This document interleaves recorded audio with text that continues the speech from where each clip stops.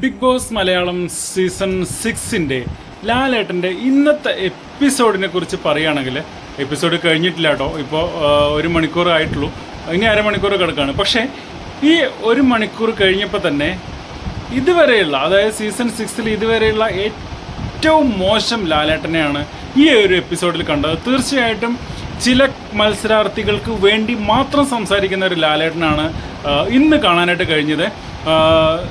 ജാസ്മിൻ്റെ ഭാഗത്തും നോറയുടെ ഭാഗത്തും മാത്രം നിന്ന് മറ്റുള്ളവർക്ക് യാതൊരു പരിഗണനയും കൊടുക്കാതെ സംസാരിക്കുകയും പ്രവർത്തിക്കുകയും ചെയ്ത ഒരു ലാലേട്ടനെയാണ്.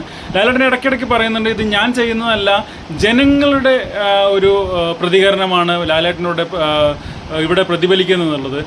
തീർച്ചയായിട്ടും ആ കോടതി, അതായത് പവർ ടീം അവിടെ ഒരു വിധിച്ച ഒരു കാര്യം, അതായത് ജിൻഡോയ്ക്ക് ശിക്ഷ കൊടുക്കണ്ട എന്നുള്ള വിധിച്ച ഒരു കാര്യം അതിവിടെ വന്ന് തിരുത്തുകയാണ് ലാലേട്ടൻ ചെയ്തത്.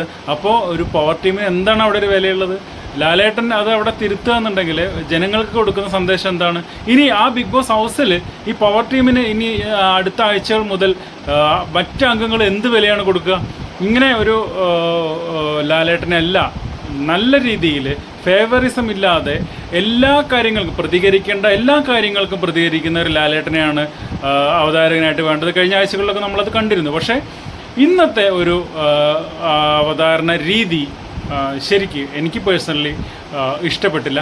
ഇത് ശരിക്ക് ജാസ്മിനും നോറയ്ക്കും വേണ്ടിയുള്ള ഒരു ഗെയിം പോലെ ലാലേട്ടൻ ഇന്ന് പ്രവർത്തിച്ചു.